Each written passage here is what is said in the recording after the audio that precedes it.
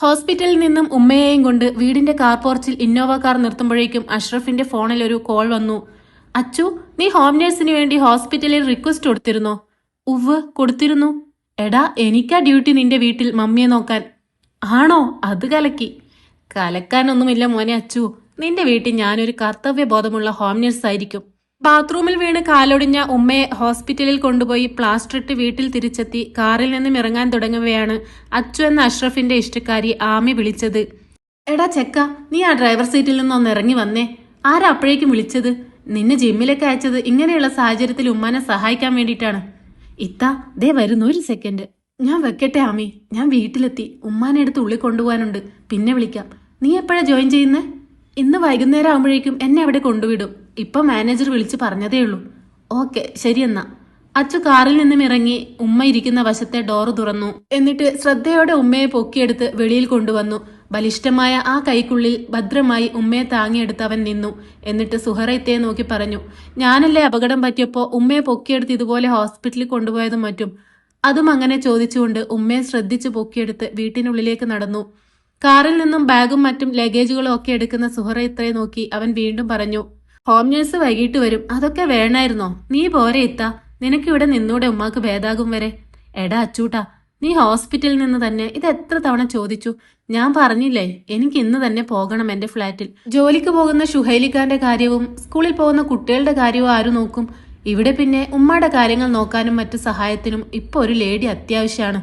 അപ്പൊ പിന്നെ home nurse അല്ലാതെ വേറെന്താ ഓപ്ഷൻ? അതിനല്ലേ നമ്മൾ ഹോസ്പിറ്റലിൽ റിക്വസ്റ്റ് കൊടുത്തത്.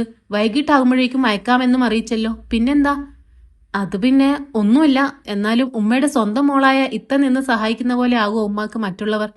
അഷ്റഫ് ഉമ്മയുടെ ബെഡ്റൂമിൽ കൊണ്ടുപോയി കിടത്തിക്കൊണ്ട് പറഞ്ഞു, ദേ പിന്നെയും ചെക്കൻ അത് തന്നെ പറയുന്നല്ലോ, നീ എന്റെ കയ്യിൽ നിന്ന് അടി വാങ്ങുവേ എന്ന് പറഞ്ഞുകൊണ്ട് സുഹറയിത്ത ഉമ്മയുടെ മരുന്നുകൾ മേശപ്പുറത്തും ബാഗും ലഗേജും മറ്റു പേപ്പേഴ്സും അലമാരിയിലുമായി കൊണ്ടുവച്ചു.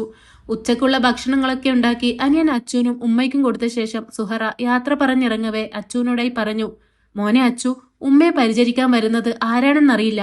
ചിലപ്പോ പ്രായം ചെന്നവർ ആയിരിക്കും, ചിലപ്പോ ചെറുപ്പക്കാരികളും ആകാം. മോൻ അവരോട് നല്ല രീതിയിൽ പെരുമാറണം. അതെന്താ സുഹറത്ത് അങ്ങനെ പറഞ്ഞേ? മോനു അടിപിടിയുടെ കാര്യത്തിൽ നാട്ടിൽ നല്ല പേരാണല്ലോ, അതുകൊണ്ട് പറഞ്ഞതാ. എന്തു പേര്? നമ്മളെ ചൊറിയാൻ വരുന്നവരെ അങ്ങ് കേറി മാന്തു, അത്ര തന്നെ. അവൻ അപ്പോൾ പറഞ്ഞു, അല്ല ഇത്ത, ഞാൻ എന്ത് ചെയ്യാനാണ് വീട്ടിൽ വരുന്നവരെ? ഇത് സ്ത്രീകളല്ലേ, നമ്മൾ പ്രശ്നം ഉണ്ടാക്കുക ആണുങ്ങളോടല്ലേ. വീട്ടിൽ വരുന്നവരോട് ഇഷ്ടപ്പെടാതെ വല്ലതും പറയുകയോ പെരുമാറുകയോ ചെയ്താൽ പിന്നെ ചോദിക്കാൻ വരുന്നത് ഈ പറഞ്ഞ ആണുങ്ങളായിരിക്കും. അതുകൊണ്ട് ഇത്ത ഒന്ന് ഓർമ്മിപ്പിച്ചതാ. ഓ മനസ്സിലായി, ഒന്ന് പോയാട്ടെ, എനിക്കറിയാം ആരോട് എങ്ങനെയൊക്കെ പെരുമാറണമെന്ന്. എടാ നീ അത് വിട്, ഞാൻ പോകുന്നു. സുഹറീത്ത പോയി കഴിഞ്ഞപ്പോ ഉച്ചയ്ക്ക് കഴിക്കേണ്ട മരുന്നുകൾ എടുത്തു കൊടുത്ത ശേഷം ഉമ്മയോട് വർത്തമാനം പറഞ്ഞ് അച്ചുവും ആമിയുടെ വരവും പ്രതീക്ഷിച്ച് വീട്ടിൽ കാത്തിരുന്നു. കൃത്യം 4 മണിക്ക് തന്നെ ഹോം നഴ്സിംഗ് സർവീസുകാരുടെ വണ്ടി ആമിയെ വീട്ടിലിറക്കി തിരിച്ചുപോയി. ഉമ്മയുടെ റൂം കാണിച്ചു കൊടുത്ത് അച്ചു ആമിയോട് പറഞ്ഞു, ആമി ചെല്ല്, നമ്മൾ തമ്മിൽ മുമ്പ് പരിചയമുള്ളവരാണെന്നൊന്നും ഇപ്പൊ പറയണ്ട. ആമിയെ ഉമ്മ കണ്ടു. അവർ തമ്മിൽ പരിചയപ്പെട്ടു. ചുരുങ്ങിയ സമയത്തിനുള്ളിൽ തന്നെ അവളുടെ പെരുമാറ്റവും പരിചരണവും ഉമ്മയ്ക്ക് ഇഷ്ടപ്പെട്ടു. തന്റെ ഇഷ്ടക്കാരിയെ അടുത്ത് കിട്ടിയ ആവേശത്തിലായിരുന്നു അച്ചു. ആമിയുടെ അവസ്ഥയും വ്യത്യാസമായിരുന്നില്ല. 1 വർഷം മുമ്പാണ് അച്ചു നാട്ടിൽ നടന്ന ഒരു അടിപിടിയിൽ പരിക്ക് പറ്റി ഹോസ്പിറ്റലിലായത്. അപ്പോൾ ആമി അവിടെ നഴ്സായിരുന്നു. കയ്യിലും തുടയിലും ഒക്കെ മുറിവേറ്റ് കിടക്കുന്ന അച്ചുവിന്റെ മുറിവ് ഡ്രസ്സ് ചെയ്യാനും മറ്റും ആമിയാണ് അധികം നേരവും ഉണ്ടായത്. അവന്റെ പെരുമാറ്റത്തിൽ അവൾ വീണുപോയി. ഹാൻസമായ അച്ചുവിനെ പരിചരിക്കാൻ പിന്നീട് അവൾക്ക് ഉത്സാഹമായിരുന്നു. അങ്ങനെ അവർ തമ്മിലടുത്തു. അച്ചു ഹോസ്പിറ്റലിൽ നിന്ന് വന്നതിനു ശേഷം ആ സ്നേഹബന്ധം തുടർന്നു. ഇങ്ങനെയിരിക്കെയാണ് ഉമ്മ വീണ് കാലിന് പരിക്ക് പറ്റിയ ഈ സംഭവം ഉണ്ടായത്. അതുകൊണ്ട് തന്നെ അച്ചുവിന്റെ വീട്ടിലാണ് ഡ്യൂട്ടി എന്നറിഞ്ഞപ്പോ തൊട്ട് ആമി അതീവ ഉത്സാഹത്തിലാണ്. അച്ചു എന്തെടുക്കുക? കിച്ചണിൽ അത്താഴത്തിനുള്ള വിഭവങ്ങൾ ഒരുക്കുന്ന അച്ചുവിന്റെ അടുത്തേക്ക് ആമി കടന്നു വന്ന് ചോദിച്ചു. നമുക്ക് അത്താഴം കഴിക്കണ്ടേ? അതിനുള്ള വകകൾ ഉണ്ടാക്കിയാണ്. ഹോ ബെസ്റ്റ്, ഫുഡൊക്കെ ഉണ്ടാക്കാൻ അറിയോ? പിന്നില്ലാതെ, ഇവിടെ ഞാനും ഉമ്മയും തനിച്ചല്ലേ. ഞാൻ എനിക്കറിയാവുന്ന ഫുഡൊക്കെ ഉണ്ടാക്കും, കൂടെ ഉമ്മയും കൂടും. ഇന്നാ ഇത് ടേസ്റ്റ് നോക്കിയേ. അവൻ ഉണ്ടാക്കിയ ഏതോ കറിക്കൂട്ട് തവിയിലെടുത്ത് ചൂടോടെ അവളുടെ ഉള്ളം കൈയിൽ ഒഴിച്ചു കൊടുത്തു. അടിപൊളി, സൂപ്പർ. നിനക്ക് കുക്കറി ഷോ ഒക്കെ ചെയ്യാടാ, നല്ല കഴിവും കൈപുണ്യവും ഉണ്ട്. അവൾ കറി ടേസ്റ്റ് ചെയ്തുകൊണ്ട് പറഞ്ഞു. പൊക്കണ്ട, എന്റെ തല ഈ സീലിങ്ങിന് മുട്ടും. നഴ്സ് എന്ന നിലയിൽ ഞാൻ ഫുഡൊക്കെ ഉണ്ടാക്കിത്തരാം, പക്ഷേ എന്റെ പെണ്ണെന്ന നിലയിൽ എനിക്ക് ഫുഡ് ഉണ്ടാക്കി തരണം.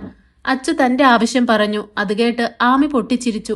അതിനെന്താ, വലിയ ടേസ്റ്റ് ഒന്നും ഉണ്ടാവില്ല, ഒരു മീഡിയം ലെവൽ വെച്ച് പിടിക്കാം. ആയിക്കോട്ടെ. ആമി ഉമ്മയെ കുളിക്കാനും മറ്റും സഹായിച്ച ശേഷം എല്ലാവരും അത്തായം കഴിച്ചു. അവൾ ഉമ്മയ്ക്ക് വേണ്ടുന്ന മരുന്നൊക്കെ എടുത്തു കൊടുത്തു. ആമി, കിടക്കാനും മറ്റും നീ ആ റൂം ഉപയോഗിച്ചോളൂ. ഉമ്മയുടെ റൂമിന് സമീപമുള്ള ബെഡ്റൂം കാണിച്ചു കൊടുത്ത് അച്ചു പറഞ്ഞു. ശേഷം അവൻ മുകളിലുള്ള തന്റെ റൂമിലേക്ക് ഉറങ്ങാൻ പോയി. അച്ചു വെളുപ്പിന് എഴുന്നേറ്റ് ഓടാൻ പോയി. ഇതിനിടെ ആമ എഴുന്നേറ്റ് ഉമ്മയ്ക്ക് വേണ്ട കാര്യങ്ങളൊക്കെ നിർവഹിച്ച ശേഷം ഒന്ന് വീടിന് പുറത്തിറങ്ങി. ആ കാഴ്ച കണ്ട് അവൾ അമ്പരന്നു.